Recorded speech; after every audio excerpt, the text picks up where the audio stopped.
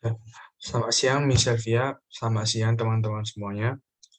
Saya hari ini akan mempresentasikan tentang komponen report yang telah kami lakukan. Tapi sebelum itu, saya ingin memperkenalkan diri saya dan teman rekan-rekan saya. Di sini saya ada, nama saya sendiri adalah Leonardo Anggara, dan juga ada bersama dengan rekan saya, ada Joseph dan juga Jensen.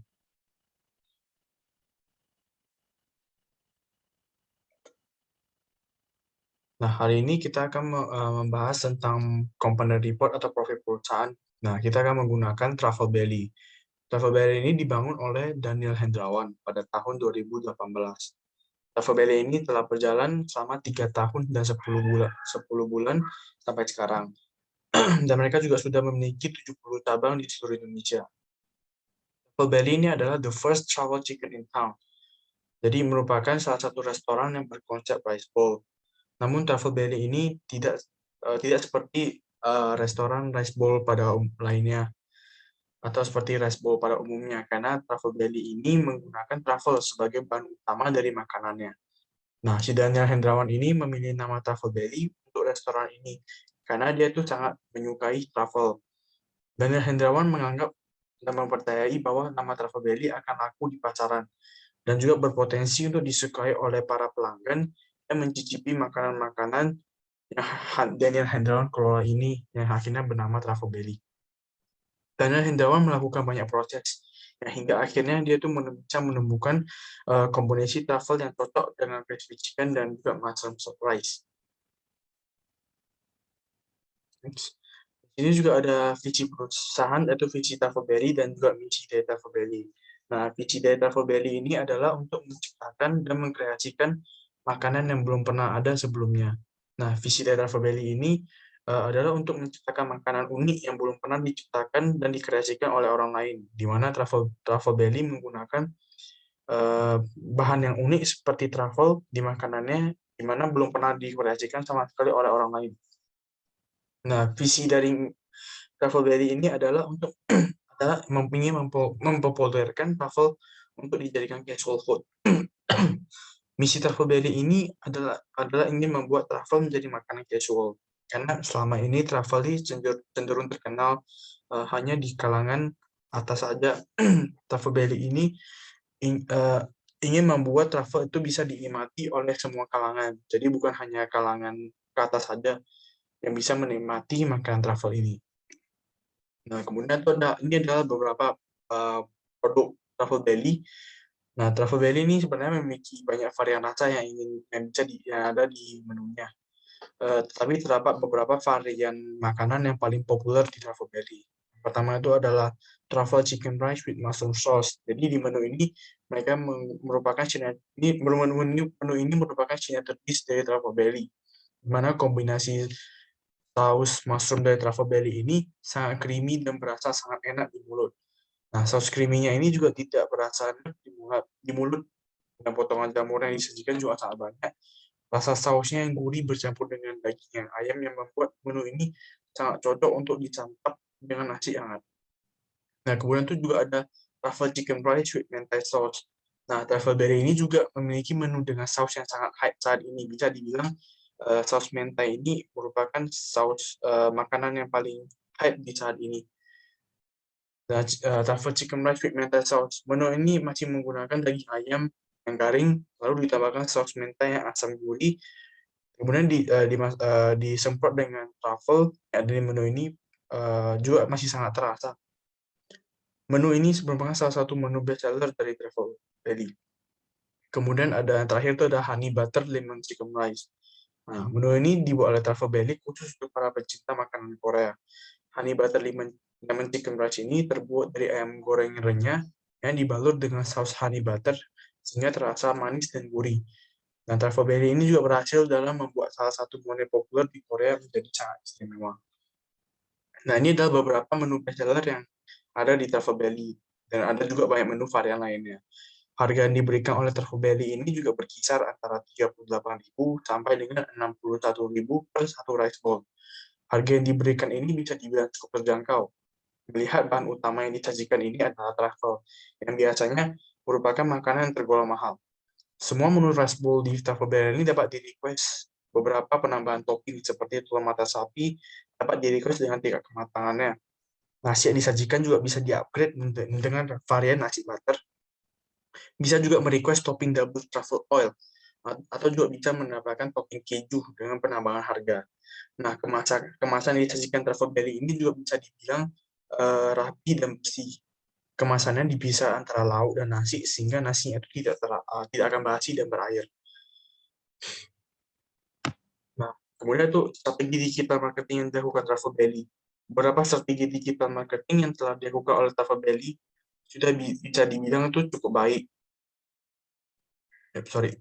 Dibilang cukup baik, seperti mereka bekerja sama dengan aplikasi online Grab, Gojek, Shopee Food untuk memperlakukan pemesanan online. Nah, seperti di mana kita lihat di masa pandemi seperti ini, tatap muka kan sangatlah beresiko. Maka hal ini dilakukan oleh Travel Belly merupakan hal yang sangat bagus. Dan Travel Belly juga menggunakan salah satu sosial media yaitu Instagram sebagai tempat mereka berpromosi. Dan juga memberikan info-info terbaru nih tentang Travel Belly. Namun setelah melakukan beberapa strategi digital marketing tersebut, bisa dilihat dari beberapa orang atau konsumen masih bisa dibilang sedikit yang mengetahui keberadaan brand Travel Belly tersebut. Kira-kira di Indonesia yang mengetahuinya hanya 30-40% saja. Kalian marketing yang dilakukan Travel Belly ini juga sudah dibilang cukup baik dengan cara kita melihat persen dari orang mengetahui brand tersebut serta suka mereka dengan makanan yang disajikan oleh Travel Belly. Namun beberapa hal itu yang masih harus diperbaiki atau ditingkatkan lagi bagi Travel Belly sehingga mereka bisa meraih pasar atau konsumen yang lebih luas. Dan kemudian cara-cara tersebut akan dijelaskan oleh Jansen.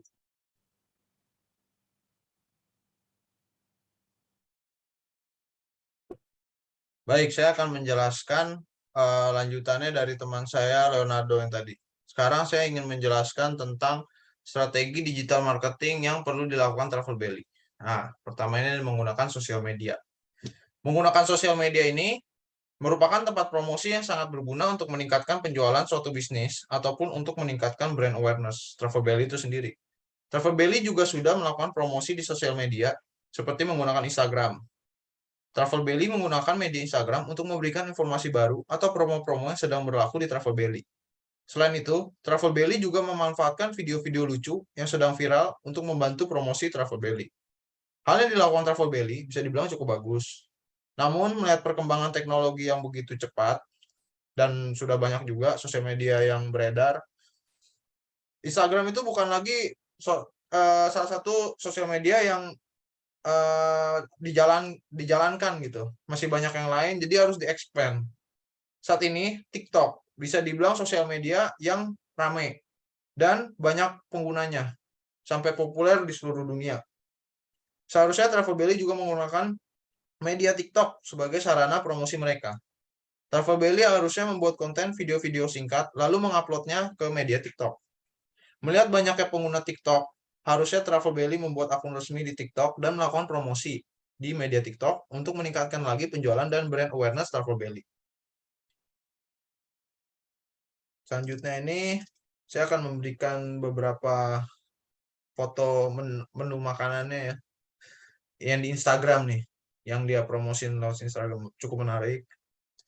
Nah, ini yang tadi saya bilang harus menggunakan TikTok untuk expand nama Travel Belly itu sendiri, meningkatkan brand awareness. Selanjutnya itu membuat website resmi. Di sini ada contohnya Daily Box. Daily Box itu punya website resmi mereka sendiri. Sehingga memudahkan konsumen untuk mengetahui apa sih Daily Box ini. Jadi mereka tuh lebih kenal. Nah, penjelasannya itu selain menggunakan sosial media, Travel Belly juga perlu untuk membuat website resmi mereka sendiri. Sehingga pada saat orang melakukan pencarian di Google, orang tersebut bisa mendapatkan informasi resmi tentang Travel Belly. Website yang dibuat juga harus mudah diakses, sehingga konsumen juga mudah untuk melihat informasi dari Travel Belly. Website Travel Belly ini harus berisikan informasi tentang Travel Belly itu sendiri. Dari Travel Belly, website Travel Belly ini harus berisikan informasi tentang Travel Belly. Dari keunikannya. Jadi apa yang membedakan dia sama makanan lain. Dan website-nya pun ngaruh. Di mana saja lokasi penjualannya, seperti cabang-cabangnya di mana aja. Informasi baru, seperti menu baru, mungkin terus juga buat promosi-promosi yang sedang dilakukan Travelbelly dan banyak lainnya. Selanjutnya itu ada menu online. Nah, ini menu online nih dilakukan Travelbelly. Ini cukup efisien juga caranya. Kita bisa lihat di sini ada Google Drive. Nah, ini saya jelasin ya. Menu online. Travelbelly juga bisa membuat menu online, sehingga semua orang bisa mengetahui apa saja menu-menu dari Travelbelly ini. Menu online ini bisa dibuat dengan memanfaatkan G Drive. Yaitu G Drive itu ya Google Drive ini, seperti yang kalian lihat di gambar. Menu-menu yang ada bisa dimasukkan ke dalam G Drive, dan link dari G Drive ini bisa dimasukkan ke website, dan juga di beberapa sosial media. Sehingga sebelum konsumen ingin melakukan pemesanan, konsumen tersebut bisa mengakses menu online Travelbelly melalui G Drive ini sendiri. Di dalam G Drive tersebut juga bisa dimasukkan beberapa foto makanan yang merupakan best seller, agar konsumen bisa mengetahui menu best seller Travelbelly dan ingin mencicipinya. Selanjutnya itu ada email marketing. Ini ada contohnya ya, email marketing suatu usaha. Saya akan menjelaskan email marketing. Email marketing itu selain melakukan promosi di sosial media, Travelbelly juga bisa menggunakan email marketing. Strategi ini bisa dilakukan Travelbelly untuk mempertahankan konsumen yang sudah ada dan bisa juga untuk mendapatkan konsumen baru tentunya. Travelbelly juga bisa mencatat email dari para konsumen yang sudah pernah membeli makanan Travelbelly. Travelbelly bisa mendapatkan email konsumen dengan berbagai cara. Salah satunya seperti meminta konsumen tersebut ikut dalam survei atau kuesioner yang dibuat untuk mengetahui apa yang diinginkan konsumen atau nilai dari makanan Travelbelly itu sendiri. Apa yang membedakan makanan ini unik daripada yang lain. Dan tentu konsumen tersebut harus memasukkan email mereka untuk melakukan survei atau kuesioner tersebut tentunya. Email-email dari konsumen yang telah melakukan survei atau kuesioner tersebut lalu disimpan dan pada data. Ibaratnya tuh Travelbelly nyimpen datanya semua tentang email dan kuesioner yang tadi sudah dibuat oleh para konsumen. Terus Travelbelly bisa memanfaatkan email yang terkumpul tersebut untuk melakukan promosi. Travelbelly bisa memberikan informasi terbaru ataupun informasi mengenai promo-promo terbaru yang sedang dijalankan oleh Travelbelly. Hal ini tentu akan sangat berguna untuk meningkatkan penjualan dan brand awareness Travelbelly. Membantu sekali. Selanjutnya akan dijelaskan oleh rekan saya Joseph.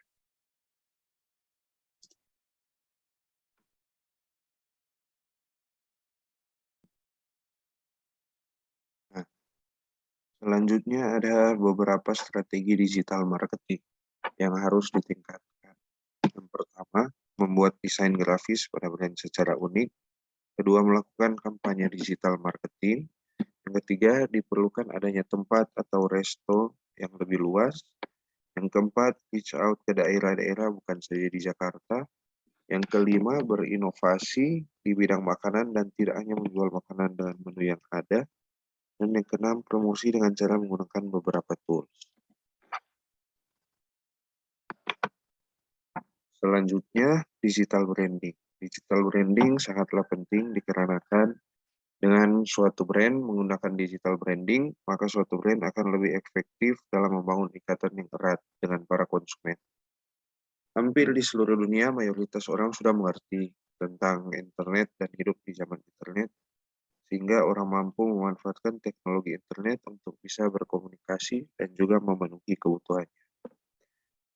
Nah, ada pun beberapa manfaat dari digital branding sendiri, yaitu menciptakan koneksi yang baik dengan konsumen, lebih mudah diingat, memberikan keunikan tersendiri, memperluas koneksi, dan memviralkan bisnis brand kita. Mengapa digital marketing sangat penting bagi suatu brand? Digital marketing sangat penting untuk perusahaan untuk melihat arah dan tujuan kemana perusahaan akan dibawa. Tanpa digital marketing, seluruh perusahaan akan terhambat dalam hal penjualan produk ataupun memasarkan produk mereka ke pasar yang lebih luas. Di bawah ini ada beberapa faktor kenapa digital marketing ini penting untuk dilaksanakan dan guna untuk membantu penjualan, serta mempromosikan produk atau jasa suatu brand, yaitu mudah untuk menjangkau target pasar yang lebih luas, hingga ke seluruh pengguna internet di seluruh dunia, atau dapat mendapatkan target internasional jika memang produk tersebut dijual atau dikirim atau diekspor ke seluruh dunia. Yang kedua, sekitar 80% orang sudah memakai internet. dan juga suka untuk memakai internet, serta mencari tahu hal-hal yang baru, produk-produk atau iklan-iklan yang baru yang berdasarkan keinginan mereka. Yang ketiga, membutuhkan biaya relatif yang lebih rendah dan dapat diatur sesuai keinginan. Nah, yang keempat, menghemat waktu dengan berbagai tools di internet ataupun melalui aplikasi. Dan yang kelima, lebih mudah, efektif, dan cepat untuk menjalin komunikasi dua arah antara penjual dan pembeli. Nah, itu dia sekian presentasi dari kami. Terima kasih.